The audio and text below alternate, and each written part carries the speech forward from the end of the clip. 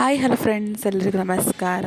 ಇವತ್ತಿನ ದಿನ ಹೇಗಿರುತ್ತೆ, ಹೇಗೆ ಕಳೆದ್ವಿ, ಅಡುಗೆ ಮನೆಯಲ್ಲೇ ಅರ್ಧ ದಿನ ಆಗೋಯ್ತು.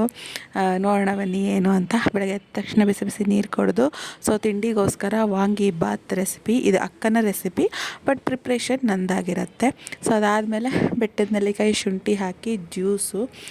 ಇವಾಗ ತುಂಬ ಚಳಿ ಆಗಿರೋದ್ರಿಂದ, ಶೀತದ ಗಾಳಿ ಜಾಸ್ತಿ ಆಗಿರೋದ್ರಿಂದ ಫ್ಲಾಸ್ಕಲ್ಲಂತೂ ಬಿಸಿನೀರು ಇರಲೇಬೇಕು. ಬೇಕಾದಾಗ ಹಾಕ್ಕೊಂಡು ಕುಡಿಬಹುದು.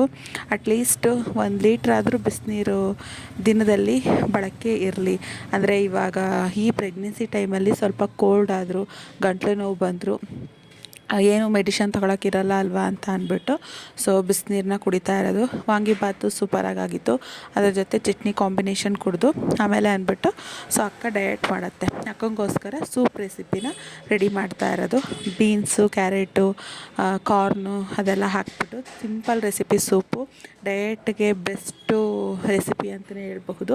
ಅದಾದಮೇಲೆ ನನ್ನ ಬಯಕೆಗಳು ಏನೇನು ಕೇಳಿ ಮಾಡಿಸ್ಕೊಂಡು ತಿಂದೆ ಅಂತ ಅಂದ್ಬಿಟ್ಟು ಬೆಟ್ಟದ ನೆಲ್ಲಿಕಾಯಿ ರಸಮ್ಮು, ಅದ್ರ ಜೊತೆಗೆ ಇದು ಹಾಲು ಒಬ್ಬಟ್ಟು ಅಂತ ತುಂಬ ಚೆನ್ನಾಗಿರುತ್ತೆ, ಕ್ರಿಸ್ಪಿಯಾಗಿರುತ್ತೆ.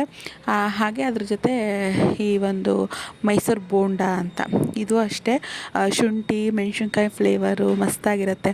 ಅದ್ರ ಜೊತೆ ಕಾಯಿ ಹಾಲು ಅಂತ, ಉದ್ದಿನಕಾಳು, ಇದೆಲ್ಲ ಇವತ್ತು ನನ್ನ ಬಯಕೆಗಳು. ಅಕ್ಕ ಕೇಳಿದೆಲ್ಲ ಮಾಡಿಕೊಟ್ಟಿತ್ತು, ತುಂಬ ಚೆನ್ನಾಗಾಗಿತ್ತು. ಮತ್ತು ತುಂಬ ಹತ್ತಿರ ಬರ್ತಿರೋದ್ರಿಂದ ಬೇಗ ಮಾಡಿಸ್ಕೊಂಡು ತಿನ್ಕೊಳ್ಳೋಣ ಅಂತ ಅಂದ್ಬಿಟ್ಟು ಒಂದೊಂದು ದಿನಕ್ಕೆ ಇನ್ನು ಯಾವ್ಯಾವ ಮಿಕ್ಕಿದೆ ರೆಸಿಪಿಗಳು, ಯಾವುವು ಬಯಕೆ ಇದೆ ಅದನ್ನಷ್ಟು ಮಾಡಿಸ್ಕೊಂಡು ತಿಂತಾಯಿದ್ದೀನಿ. ಇವತ್ತಿನ ದಿನ ಈ ರೀತಿ ಇತ್ತು. ಎಲ್ಲ ರೆಸಿಪಿಗಳು ತುಂಬಾ ಸೂಪರಾಗಿ ಆಗಿತ್ತು. ಮುಂದಿನ ವೀಡಿಯೋದಲ್ಲಿ ತಿಳಿಸ್ಕೊಡ್ತೀನಿ. ಅಲ್ಲಲ್ಲೇ ಹಾಕ್ತಾಯಿದ್ದೀನಿ ರೆಸಿಪಿಗಳನ್ನ, ಬಟ್ ಹೇಗೆ ಮಾಡೋದು ಅಂತ ಅದೆಲ್ಲ ವೀಡಿಯೋ ಮಾಡ್ಕೊಂಡಿಲ್ಲ. ಜಸ್ಟ್ ರೆಸಿಪಿಗಳ ವೀಡಿಯೋ ಮಾತ್ರ ಮಾಡಿದ್ದೀನಿ. Thank you.